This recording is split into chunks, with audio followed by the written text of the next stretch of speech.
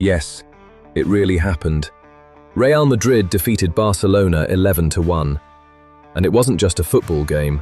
It became one of the moments that shaped the most intense rivalry in football history.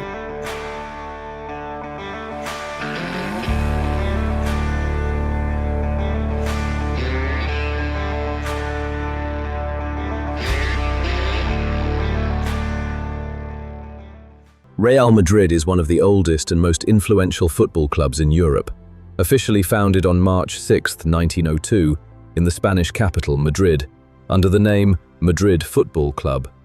The initiative came from the brothers Juan and Carlos Padros, who established an organized football structure at a time when Spain did not yet have a national league system. In its early years, the club participated in local competitions and occasional tournaments, the most notable being the 1902 Coronation Cup, widely regarded as the precursor to the King's Cup. At the beginning of the 20th century, football in Spain was a relatively new sport, introduced mainly by British communities, engineers, merchants and students, who brought with them the rules and culture of the game. The first clubs appeared in major urban and industrial centres such as Bilbao, Barcelona and Madrid, but there was still no national league.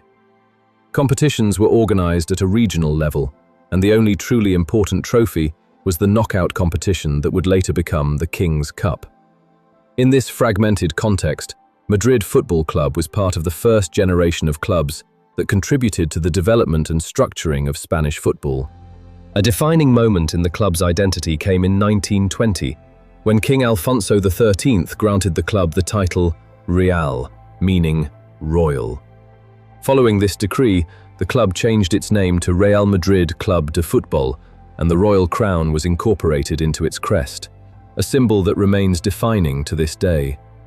This moment marked not only a change of name, but also official recognition, strengthening the club's position within the Spanish sporting landscape.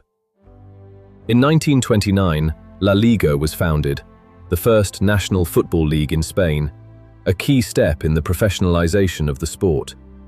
Real Madrid quickly became one of the leading clubs in this new competition, contributing to the development of organized football and to the growth of its popularity at a national level. This period marked the transition from regional football to a coherent competitive system in which performance began to be measured consistently. However, the development of football took place within an unstable historical context. In the 1930s, Spain went through a period of major political and social tensions, which led, in 1936, to the outbreak of the Spanish Civil War, a devastating conflict that lasted until 1939 and deeply affected the entire society, including sport. After the end of the Civil War, General Francisco Franco took control of the country and established an authoritarian regime that would last until 1975. Country, religion, family. This is our aim and strength.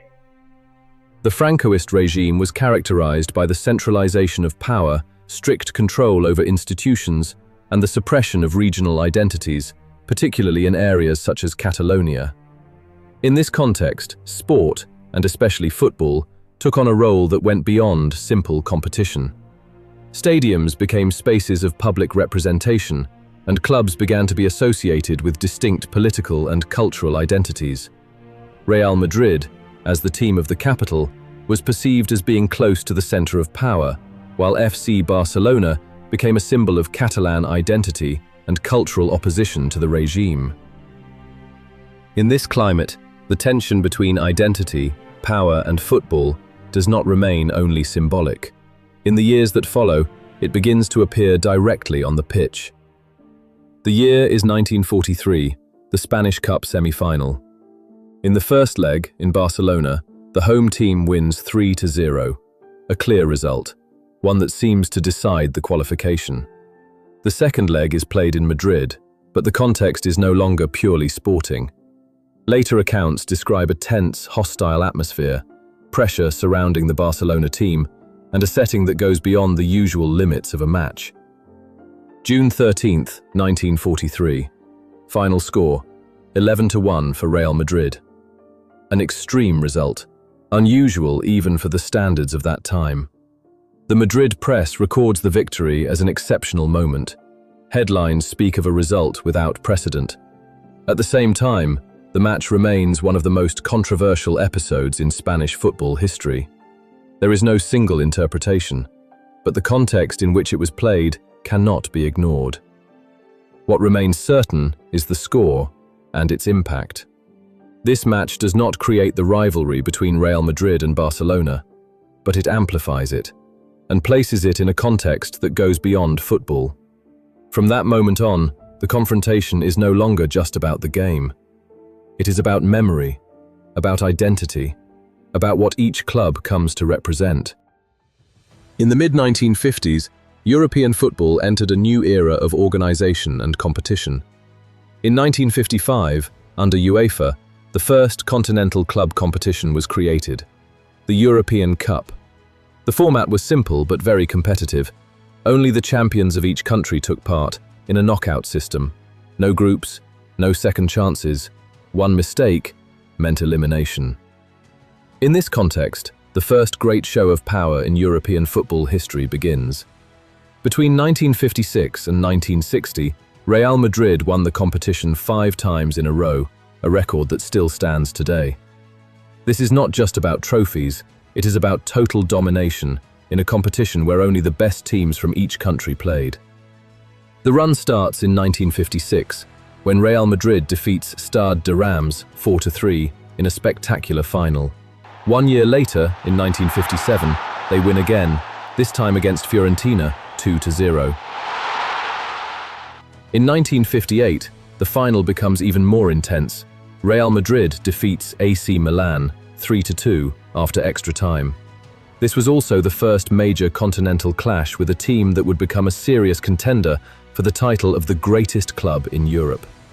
In 1959, the opponent is once again Stade de Reims, and the result, 2-0, confirms the consistency of a team already dominating Europe. And then comes the peak. The 1960 final in Glasgow. In front of over 120,000 spectators, Eintracht Frankfurt, one of the strongest teams of the time. Final score, 7-3. A match still considered one of the greatest finals in football history. After the exceptional run between 1956 and 1960, Real Madrid wins one more European Cup in the 1965-66 season, reaching 6 titles in just 11 years. But after that success, a new era begins. For 32 years, between 1966 and 1998, Real Madrid does not win Europe's top trophy again. The club remains present in the competition, reaches advanced stages, and stays a major name in European football, but cannot finish the job until 1998. And this period cannot be seen only as a decline. European football had become much more competitive. New powers were rising. First, Ajax. 3 titles in a row, 1971, 1972, 1973. More than results, they changed the game. Then, Bayern Munich. 3 more, 1974, 1975, 1976. The same dominance, a clear shift in power. At the same time, AC Milan, a growing force. Titles in 1989, 1990, 1994, and later, again. And in England, Liverpool, 4 titles, another giant. So this period without a trophy is not just absence, it is transformation. New giants, new ideas, new dynasties. That is why the return of Real Madrid matters more. It was not enough to come back. They had to take it back, in a Europe that had changed. In 1992, European football changes. The European Cup becomes the UEFA Champions League, a new format, more matches, more pressure, more competition. It is no longer just about champions, it is about consistency at the highest level. After more than 3 decades without Europe's biggest trophy, this was no longer about continuity. It was a rebuild. In 1998, Real Madrid reaches the final again. For the first time since 1981, Opponent, Juventus, one of the strongest teams in Europe. Final score, 1-0. Predrag Mijatovic scores, and Real Madrid wins its 7th European title, ending a 32-year wait. But this was not a one-time success. In 2000, Real Madrid returns to the final, a special match, the first final between two teams from the same country. Opponent, Valencia. Result, 3-0, a controlled game. The difference is clear, not just on the score, but in experience. 2 years later, in 2002, comes one of the most iconic moments in football history. Final in Glasgow. Real Madrid versus Bayer Leverkusen. Score, 2-1. Zinedine Zidane, volley. A goal still considered one of the greatest in a Champions League final. In just 4 years, Real Madrid wins the competition 3 times. Meanwhile, European football enters a new phase. In England, Manchester United returns to the forefront, winning the trophy in 2008. In Spain, FC Barcelona builds one of the most influential teams in recent history, with titles in 2006, 2009, and 2011. And with the growth of investment in football, new competitors appear: Paris Saint-Germain and Manchester City, clubs that in the following years will become constant presences in the final stages of the competition. In this context, a comeback no longer means just winning a trophy. It means asserting yourself in a competition where the differences are becoming smaller and smaller. The decisive moment comes in 2014. The final in Lisbon against Atletico Madrid, minute 90+4. The goal scored by Sergio Ramos sends the match into extra time and completely changes the direction of the final. Final score, 4-1. It is the 10th title, La Décima. But this moment does not end a cycle. It opens one. In 2016, Real Madrid wins the competition again after a balanced final against Atletico Madrid, decided on penalties. In 2017, in Cardiff, they defeat Juventus 4-1 in a match where control of the game becomes clear in the second half. In 2018, in Kiev, the opponent is Liverpool. Score, 3-1. 3 consecutive finals won. An absolute record in European football. After the success of 2016 to 2018, Real Madrid does not disappear from the forefront of European football. It returns and confirms once again, winning the Champions League in the 21-22 and 23-24 seasons. In a competition that, throughout its history, has been won by only 24 clubs from 11 countries, this level of consistency carries even greater weight. Real Madrid has played 18 UEFA Champions League finals, more than any other club in history. The closest teams, AC Milan and Bayern Munich, have 11 each, while Barcelona has 8. This presence is not just occasional. Real Madrid has taken part in 56 seasons of the competition, while the next club, Benfica Lisbon, has 45, and Bayern Munich, in third place, has 42. In 33 of those seasons, the team reached at least the semi-finals. Since the 1997 to 1998 season, the club has participated continuously in the competition, a level of consistency rarely seen at this level. From a statistical perspective, the gap becomes even clearer. Real Madrid is the first team to surpass 500 matches in the competition, with over 300 wins and more than 1,100 goals scored. By comparison, Bayern Munich, the next team on the list, has not yet reached the 900 goal mark. There are also historical benchmarks that remain unmatched. The 1960 final, played at Hampden Park in Glasgow in front of more than 127,000 spectators, remains the most attended final in the history of the competition. In that same season, Real Madrid scored 31 goals in just 7 matches, one of the highest attacking rates ever recorded, while the 7-3 victory in the final remains the most spectacular final from an offensive standpoint.